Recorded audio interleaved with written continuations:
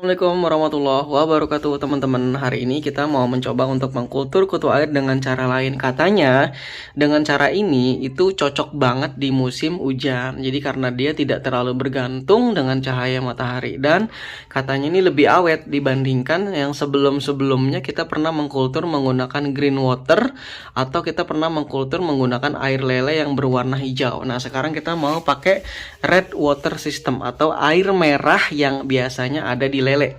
Nah, jadi kalau pakai air lele itu kan macam-macam ya. Ada yang warnanya hijau, ada yang warnanya coklat, ada yang warnanya merah. Nah, kita pakai air lele yang berwarna merah. Nah, gimana cara pembuatannya? Kita ada bahan-bahan yang di atas ini, teman-teman ya. Nah, bahan-bahan ini nanti saya masukkan ke air 9 liter ini. Nanti saya fermentasi selama seminggu. Nah, setelah saya fermentasi selama seminggu, nanti air yang ada di sini akan saya masukkan ke kolam lele setiap hari sampai air lelenya berwarna merah. Jadi prinsipnya gitu. Nah, ini cara memberikan ke kolamnya itu bisa saya berikan langsung ke kolam setiap hari segelas, atau bisa juga saya dengan cara pelet yang mau kita berikan ke lele itu kita campur dengan air ini sebanyak segelas. Kita biarkan setengah jam. Setelah setengah jam baru kita berikan ke lele. Nah, bisa dengan cara seperti itu ya. Jadi sebenarnya ini kita mau bikin probiotiknya lele. Kita pengen bikin Yakultnya lele. Ya, kan jangan manusia aja yang makan Yakult, makan lagi. Jangan manusia aja yang minum Yakult, lele juga butuh. Jadi ini kita pakai buat probiotiknya lele. Tapi nanti secara otomatis air kolam itu juga akan berwarna menjadi merah. Nah, pembahasan lebih detailnya secara ilmiahnya kapan-kapan ya, karena nggak bakalan cukup videonya. Oke, langsung aja teman-teman. Jadi sebenarnya kalau untuk ukuran-ukurannya ini nggak baku-baku banget, meleset-meleset dikit nggak ada masalah. Kecuali kalau teman-teman melakukan proses kultur jaringan ya, itu beda lagi. Nah kalau ini sih meleset-meleset dikit, takaran-takarannya nggak cocok, nggak ada masalah ya. Jadi yang kita butuhkan pertama adalah air. Ini saya menggunakan takaran air 9 liter teman-teman. Ini Regen 10 liter, saya pakai takaran air 9 liter. Ini yang pertama. Yang berikutnya saya menggunakan starter. Nah starter yang saya gunakan ini adalah starter nih bakteri sama jamur ya. Jadi yang saya pakai ini berdasarkan literatur yang saya punya. Biarpun nih kalau kita lihat sebenarnya dengan menggunakan EM4 ini aja udah cukup sebenarnya gitu. Sebenarnya dengan menggunakan EM4 ini aja udah cukup semua sebenarnya ya. Jadi pertama yang kita gunakan teman-teman, ini yang versi lengkapnya sudah ada di sini. Ini EM4 yang terbaru ya, 2022 nih. Ini lebih bagus ya, lebih lengkap. Jadi EM4 yang kita punya ini efektif mikroorganisme ini ya. Jadi ini isinya udah ada Lactobacillus KCI. Jadi ini udah ada Lactobacillus nih, sama seperti bakteri yang ada di Yakult ini, sama. Jadi yang pertama kita pakai ini, kandungan dia adalah Lactobacillus KCI ya. Yang berikutnya kandungan dia adalah Saccharomyces ragi. Ya, ragi yang ada di sini nih. Ini udah ada di sini. Yang berikutnya di sini juga ada kandungan molasenya dan air. Jadi campurannya ini isinya adalah molase, air, Lactobacillus sama Saccharomyces. Nah, molase juga nanti kita kasih. Padahal ini di sini pun udah ada gitu. Jadi E4-nya sebenarnya udah lengkap. Jadi yang pertama kita gunakan adalah E4 untuk takaran 9 liter nih, kita pakai sekitar 2 sampai 3 tutup botol. Kalau nggak salah satu tutup botol ini sekitar 10 sampai 15 mili ya. Jadi kalau kita pakai anggaplah 10 mili ya. Jadi kalau 3 berarti 30 mili. Nah, jadi kita yang pertama kita pakai ini sekitar 3 tutup botol. Yang berikutnya kita pakai starter yang lain, yaitu yang isinya bakteri. Di sini ada bakteri dan lain-lain. Ini nutrisinya juga ada nih. Selain bakteri di sini juga ada susu, ada gula dan lain sebagainya. Ini satu ini sekitar 65 mili. Jadi kita pakai Yakult 2. Di sini ya ada bakterinya, ada bakteri Lactobacillus KCI ya teman-teman ya. Ada, saya lupa ada berapa miliar nih, 5 miliar apa 1 miliar bakteri dalam satu kemasan ini ya. Jadi ini isinya bakteri semua teman-teman. Nah, ini kita pakai. Kita menggunakan 2 Yakult dan berikutnya kita pakai ragi tape ya, ragi tape. Ragi tape ini isinya apa? Ya Saccharomyces udah ada di sini juga gitu. Jadi ini ragi tape. Ini yang kita beli ya. Ini merek dari mana? Saya nggak tahu. Ini ragi tape merek dari, saya nggak ada merek ini. Pokoknya ini diproduksi di Surakarta ya. Kita pakai 2 ragi tape, kita haluskan gitu. Kita haluskan seperti ini ya. Jadi ini kita pakai ragi tape yang sudah kita haluskan. Ini kandungannya bukan hanya ragi tape ya. Ini ada bawang, beras, merica dan bahan rempah-rempah lainnya. Tapi kandungan ya yang utamanya di sini kita membutuhkan adalah Saccharomyces-nya gitu. Ya, ini masih dalam keadaan dorman teman-teman. Nanti akan kita aktifkan dengan cara pembelian air ya nanti. Oke.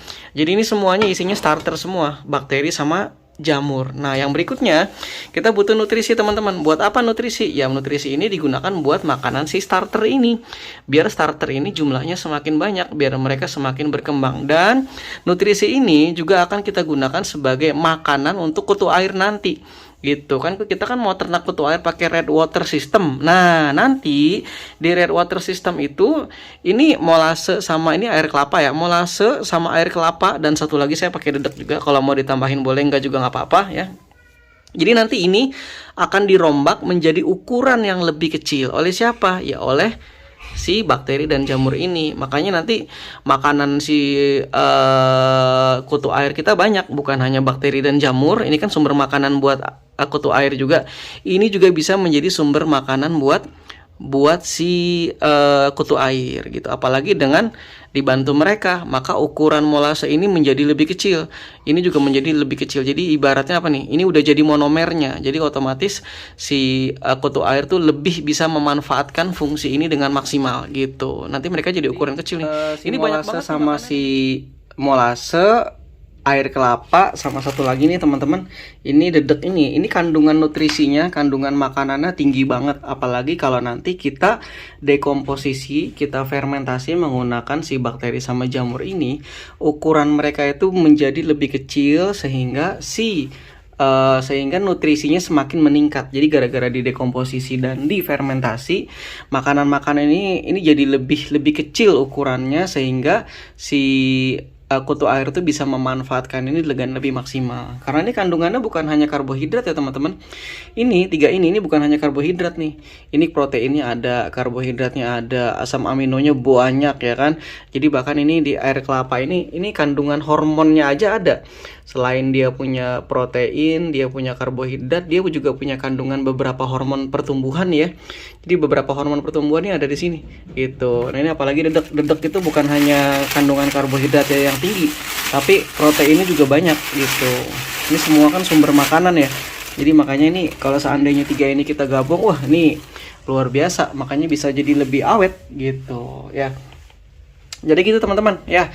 Ini kita langsung uji coba aja, kita campur semua ya teman-teman ya. Jadi seperti yang saya bilang tadi, saya ulang.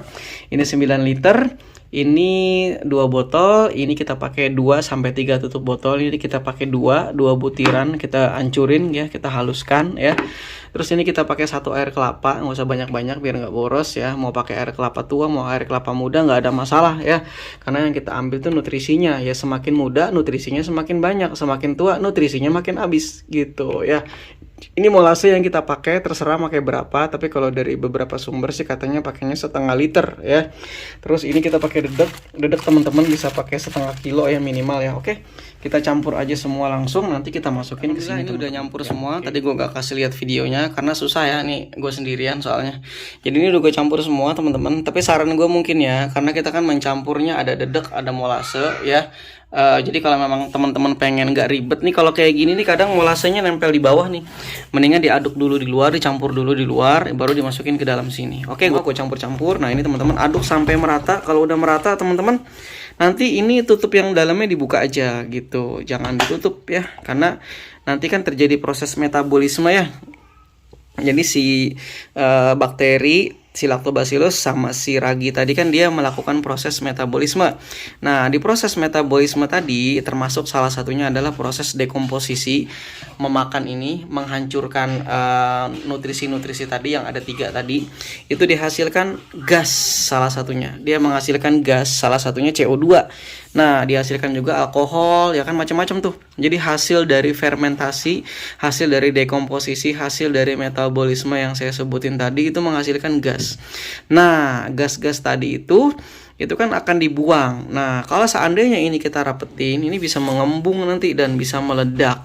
Akhirnya gara-gara meledak, pecah dirigennya, gagal. Atau gara-gara meledak, ininya kebuka, tutupnya rusak, akhirnya gagal semua, jatuh. Nah, bagusnya mending ditutupnya ini nggak usah rapat-rapat, atau teman-teman kasih lubang aja. Kasih lubang gitu. Teman-teman kasih lubang di sini, lubangin, ya kan udah. Jadi biar nanti gasnya bisa keluar gitu. Atau kalau enggak, nutupnya nggak usah terlalu rapat gitu ya. Misalnya nutupnya nggak usah terlalu rapat juga boleh. Ya kalau dilobangin kan sayang, nanti rusak ya. Kalau saran gue sih nutupnya nggak usah terlalu rapat, jadi nanti gas bisa keluar. Kalau kayak gini kan gas bisa keluar nih.